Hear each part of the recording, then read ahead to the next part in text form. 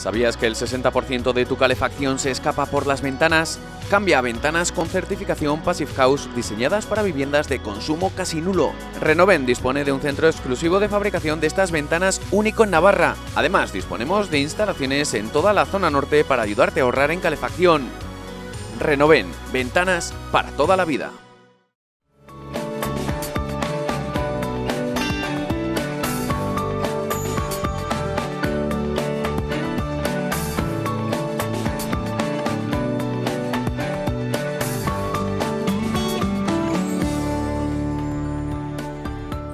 Bakartxo Ruiz Jasso, portavoz parlamentaria de H. Bildu, bienvenida, muy buenas noches. Buenas noches, Gabón. ¿Tendrá Navarra nuevos presupuestos para 2020?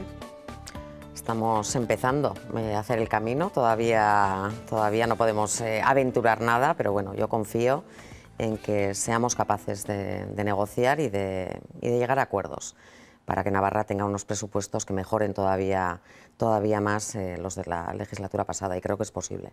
Porque los de la legislatura, prorrogarlos sería un problema para la comunidad foral.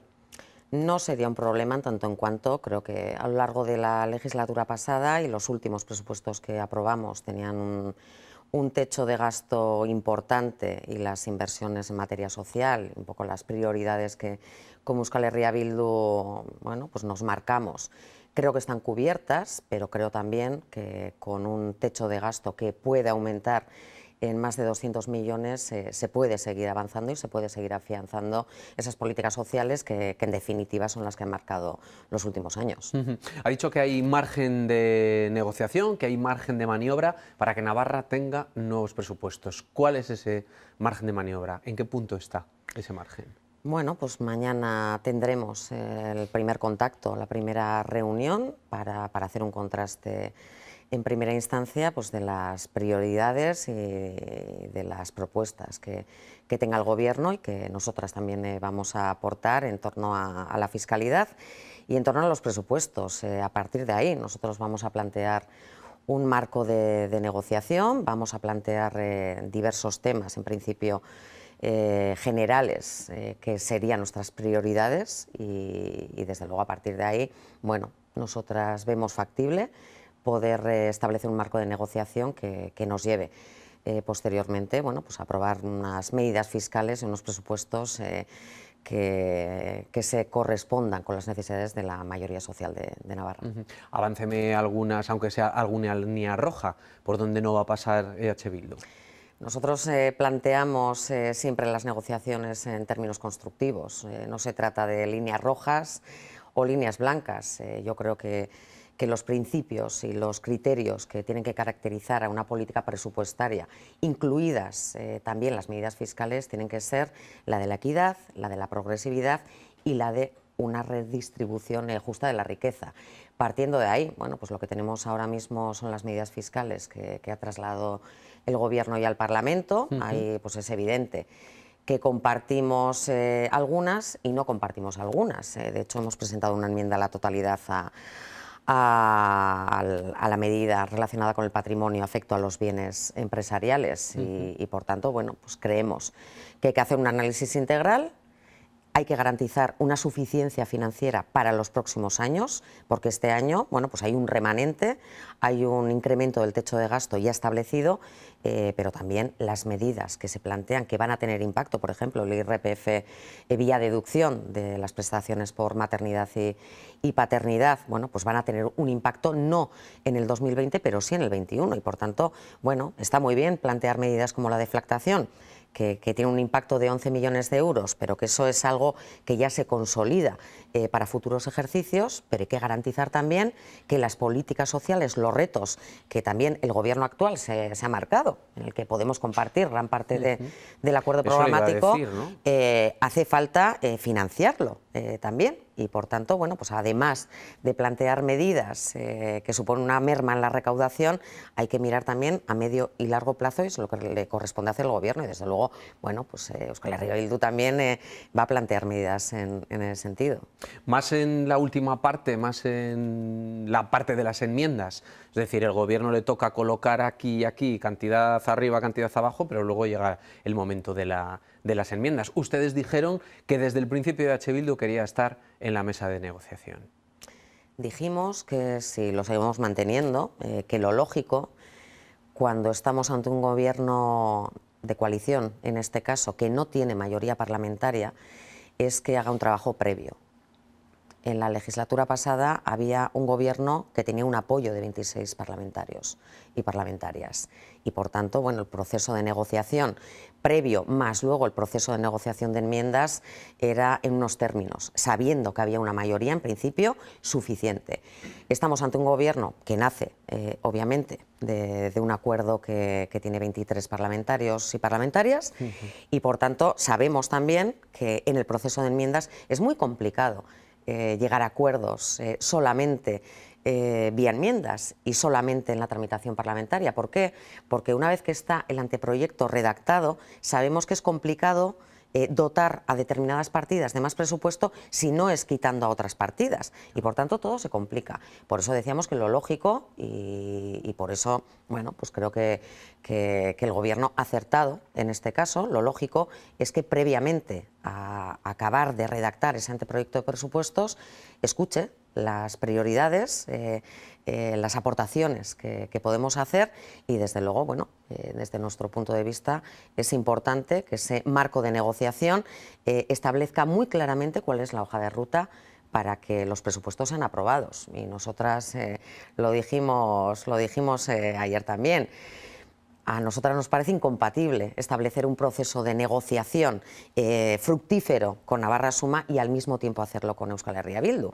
Creemos que ante esa minoría parlamentaria el Gobierno tiene dos opciones.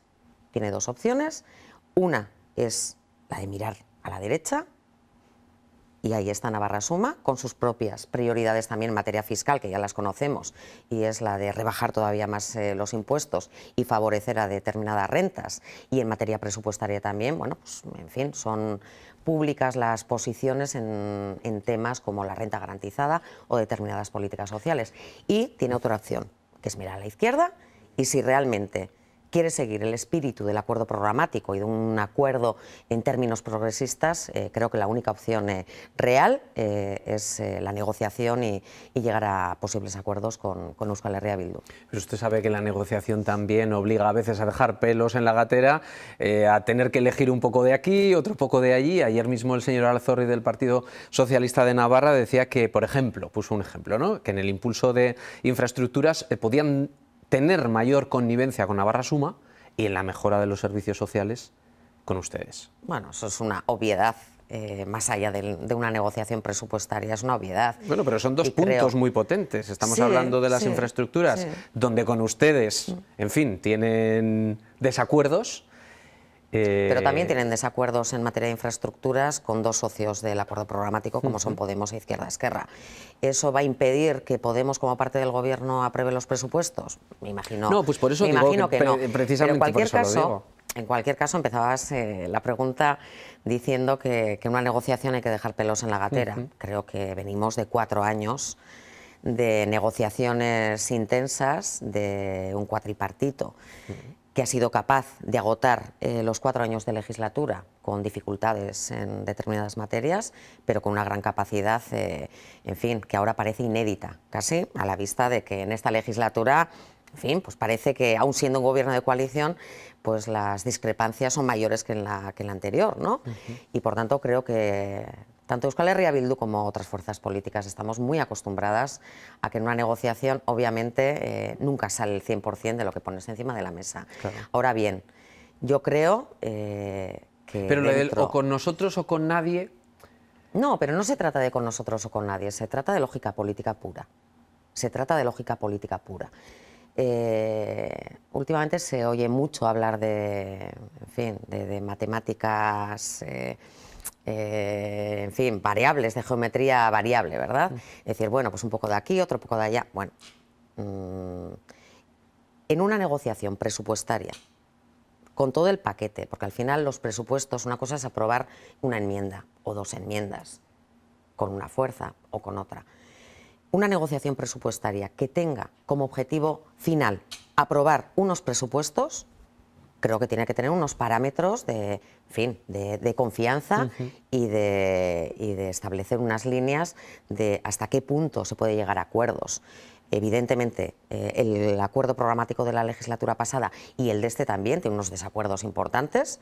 Nosotros también contamos con eso, pero repito, ayer me preguntaba una periodista de otro medio de comunicación a ver si en un momento dado podría ser posible que los presupuestos salieran con 50 votos. Me dije que sería el primer parlamento en el mundo donde eso ocurre, ¿no? Creo que es incompatible porque creo que las prioridades que puede poner sobre la mesa Navarra Suma y las que puede poner EH Bildu son diferentes y son contradictorias, y creo que quien más sintonía puede tener de las dos fuerzas políticas con los contenidos del acuerdo programático y con la línea que vaya a desarrollar para seguir profundizando en los 4 años anteriores, desde luego es Euskal Herria Bildu, y creo que a lo largo de los 4 últimos años hemos demostrado nuestra capacidad para llegar a acuerdos, nuestra capacidad para negociar y desde luego para cuando damos la palabra y cuando llegamos a acuerdos, ser capaces de cumplirlos. Y por tanto esa es la disposición que tenemos y esa es con la que vamos a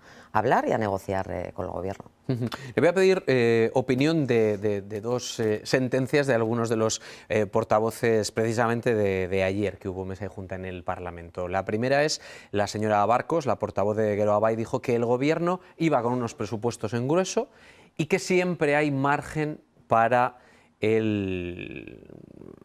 esa parte que la propia persona que ha sido presidenta del Gobierno hablaba, ¿no? de un diseño ya, pero que siempre había margen de ajuste.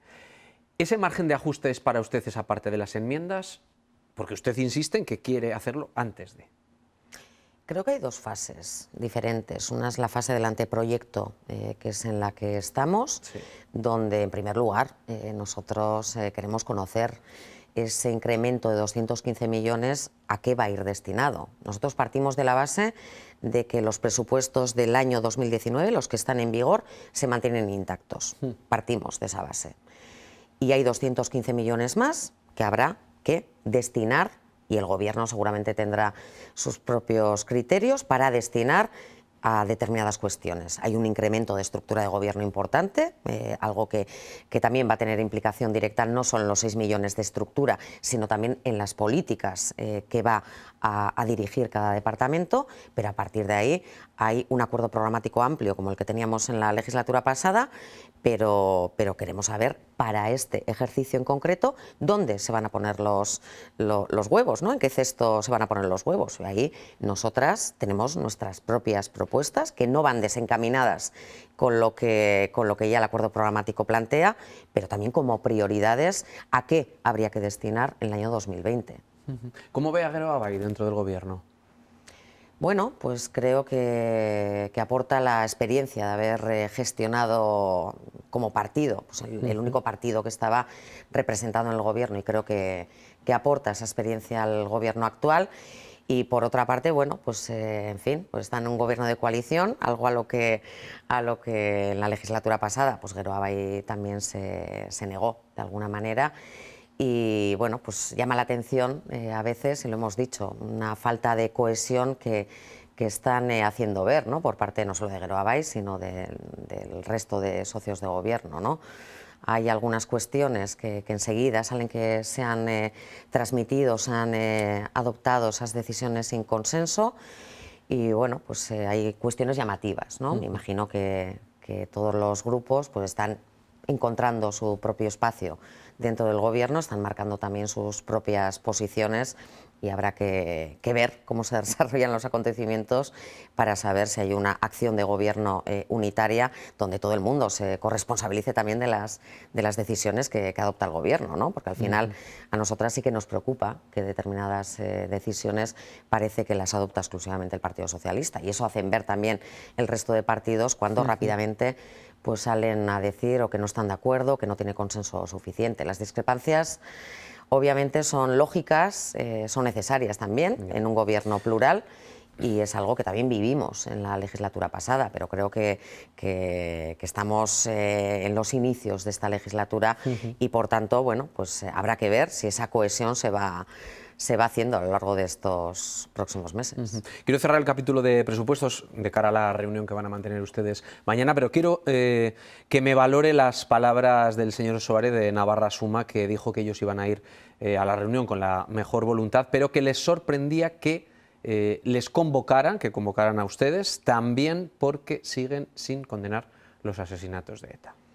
Bueno, la respuesta típica y el comodín del público de Navarra Suma, que a día de hoy sigue pensando que la única fórmula factible, viable y lógica en Navarra es que el Partido Socialista siga siendo el monaguillo de la derecha, y creo que como esa realidad ha cambiado y la sociedad navarra, por mucho apoyo que les da, porque obviamente son la primera fuerza política, tiene que asumir que la realidad ha cambiado, que en la legislatura pasada hubo una mayoría suficiente que no necesitaba ni del apoyo de Navarra Suma ni del Partido Socialista, que en esta esa mayoría ha cambiado, pero obviamente la derecha sigue sin ser necesaria para asegurar la gobernabilidad de Navarra. Y por tanto, bueno, pues en fin, en su propia línea, pero creo que es más producto de sus propias incapacidades para volver al gobierno y para seguir manejando al Partido Socialista como si fuera su monaguillo. ¿Le das de gobierno 4 años? Bueno, habrá que ver. Habrá que ver. Desde luego yo creo que hay una cuestión muy clara, y es, ahora que hablamos de Navarra Suma tiene un solo objetivo, y es que este gobierno se rompa para que el Partido Socialista vuelva al redil al que ellos piensan que nunca debió haber salido. El objetivo de Euskal Herria Bildu no es que este gobierno se rompa, ni mucho menos, es que este gobierno haga políticas que profundicen en el camino andado a lo largo de los 4 últimos años, y por tanto Euskal Herria Bildu estará ahí para intentar incidir en las políticas de gobierno, en el acuerdo programático que nosotros seguimos considerando como nuestro de la legislatura anterior, intentando seguir avanzando y, desde luego, para evitar también que se den retrocesos. En ese camino, Euskal Herria Bildu, como digo, colaborará en lo que esté en su mano, siempre desde un punto de vista crítico y sin ninguna atadura con un gobierno con el que no tiene a día de hoy ningún acuerdo, pero bueno, esperando en que se pueda avanzar a lo largo de esta legislatura también. Vamos a hablar de 2 cuestiones ya temáticas, por llamarlo de alguna manera. La huelga de médicos. ¿Qué necesita la sanidad navarra? Los médicos siguen bueno, hay una pidiendo, cuestión, siguen levantando la mano.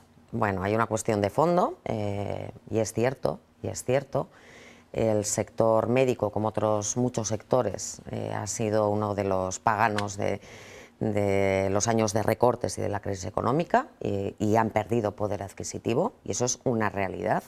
Hay estudios, hay datos y hay cifras. Ahora bien, yo no confundiría las reivindicaciones de un determinado colectivo, como es el sindicato médico, que creo que muchas veces plantea sus reivindicaciones en términos políticos y al albur del gobierno de turno, porque en esos peores momentos de la crisis al sindicato médico no le oí, no le escuché, no le vi convocando ninguna huelga, ni reivindicando muchas de las cuestiones que pone ahora encima de la mesa y que la legislatura pasada también puso. Por tanto, creo que hay un impulso político también importante, que poco tiene que ver con el sentir mayoritario que puedan tener muchos médicos y médicas, que no forman parte de esa élite que muchas veces nos quieren hacer ver, sino que son los médicos y médicas que están en zonas rurales, que están haciendo microguardias, que están en unas condiciones laborales deplorables, que están con contratos temporales en una tasa de temporalidad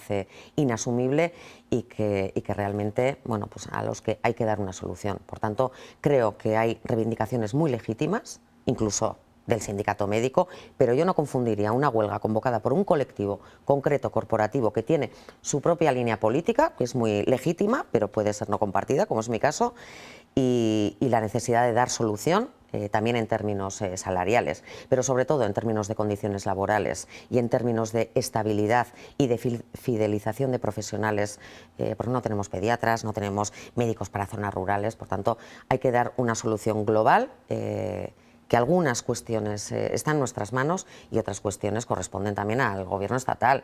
El tema de las plazas MIR, el tema de la tasa de reposición y, por tanto, bueno, pues la huelga creo que va perdiendo adhesión y yo espero que, en fin, dentro de la racionalidad se pueda llegar a acuerdos que mejoren las condiciones laborales también del sector médico, sin olvidar el resto de estamentos sanitarios. Proyectos como el mapa local o la zonificación lingüística, ¿cree que van a tener recorrido esta legislatura o ahí no va a haber acuerdo? Bueno, el mapa local, hay una reforma de la Quiero decir, administración no es nuevo, local. digo no haber acuerdo, no ahora, Sí. no la hubo la anterior, no la hubo la anterior, llevamos hablando del mapa local años y años. Bueno, pero hay una ley en vigor, una ley aprobada de reforma de la administración local, aprobada y en vigor, que queda por desarrollar, queda por bueno, pues plantear, debatir y acordar una ley de financiación del ámbito local, que es la segunda parte, y bueno, pues obviamente el Partido Socialista no estuvo de acuerdo con la reforma de la administración local. Ahora, en el acuerdo programático, nos plantean una moratoria. En fin, habrá que ver eso cómo se ordena. Están por crear las comarcas, pero eso ya corresponde, una vez que está la ley en vigor, corresponde al ámbito local y a las entidades locales, la creación o no de las comarcas, pero hay que aclarar todavía el tema de las competencias, el tema de la financiación y, por tanto, bueno, queda un camino por hacer. Yo espero sinceramente que se pueda llegar a acuerdos. Euskal Herria Bildu estará haciendo aportaciones, estará colaborando para que se pueda desarrollar esa reforma de la administración local, que después de 25 años es la primera vez en la historia que está en vigor. Era necesario reformar un sistema obsoleto, clarificar competencias y financiación, y creo que se ha dado un primer paso importante. Vamos a hacer un camino, pero yo confío en que esta legislatura pueda ser la del desarrollo y la de la modernización de la administración local de Navarra. El tema de la zonificación, me preguntabas. Sí, del futuro del euskera después de conocer la sentencia, de la decisión que tomó el gobierno de no recurrir. Bueno, pues aquí somos bastante pesimistas. Creo que el gobierno se ha equivocado de raíz al no recurrir a la sentencia. Creo que el argumento de la seguridad jurídica, además cuestionable hasta cierto punto, no es argumento suficiente para que un gobierno haga dejación de una de las funciones que tiene, que es, independientemente del color que haya tenido el gobierno anterior, pero por cierto, 3 de los firmantes del acuerdo programático anterior están ahora también en este gobierno, sustentando este gobierno. Por tanto, no me entra en la cabeza cómo un gobierno no puede recurrir una sentencia que va en contra de una norma dictada por ese gobierno o por un gobierno parecido. Creo que ahí ha prevalecido la posición del Partido Socialista y creo que es un retroceso gravísimo y que pone muy difícil que los derechos de los euskaldunes y los derechos lingüísticos de la ciudadanía de Navarra en general se puedan garantizar, ¿no? Porque aquí lo que se está poniendo en cuestión es que, que sea obligatorio el señalizar en bilingüe, que todos los ciudadanos podamos recibir comunicaciones en bilingüe, que eso la sentencia dice que no se puede hacer con carácter general, que el euskera siempre tenga que ser valorado como mérito, que no estamos hablando de preceptividad, de que sea obligatorio, de que sea requisito.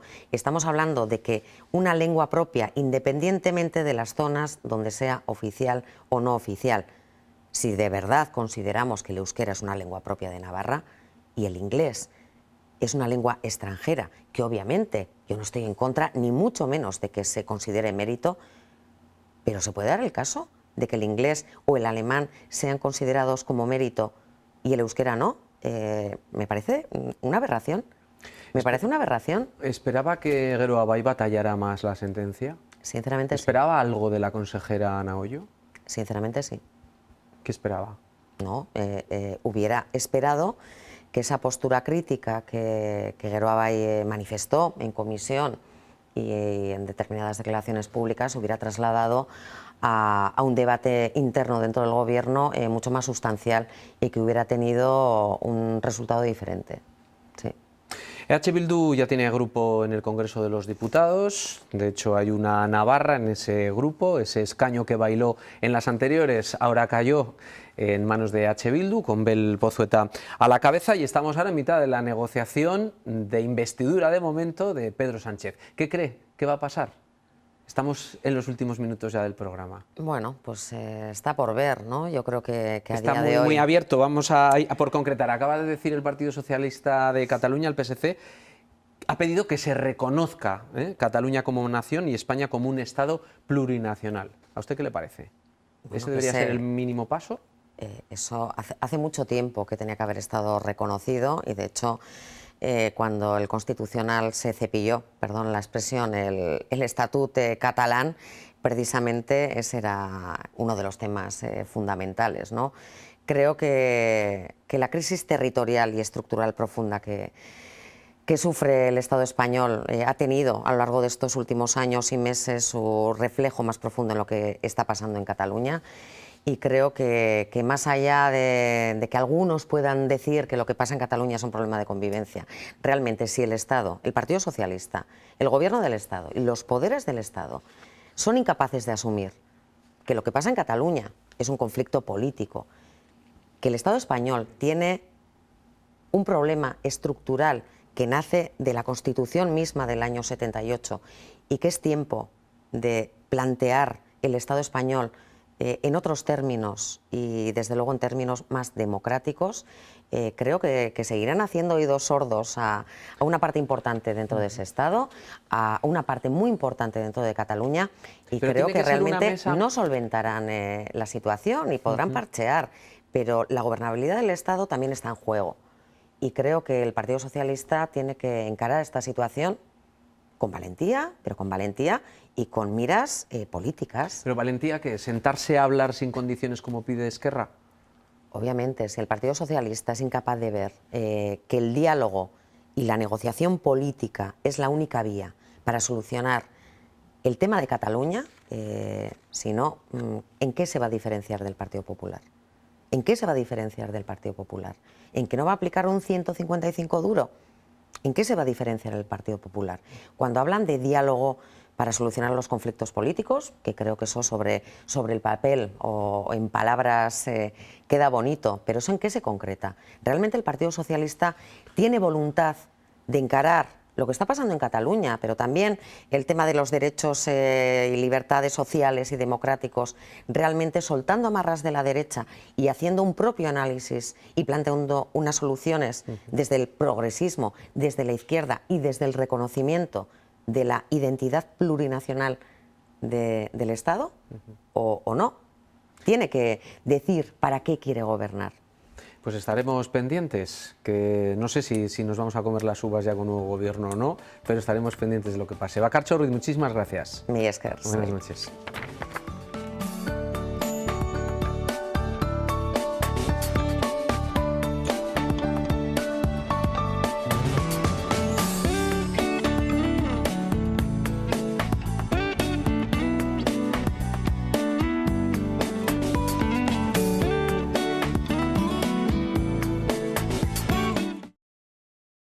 ¿Sabías que el 60% de tu calefacción se escapa por las ventanas? Cambia a ventanas con certificación Passive House diseñadas para viviendas de consumo casi nulo. Renoven dispone de un centro exclusivo de fabricación de estas ventanas único en Navarra. Además, disponemos de instalaciones en toda la zona norte para ayudarte a ahorrar en calefacción. Renoven, ventanas para toda la vida.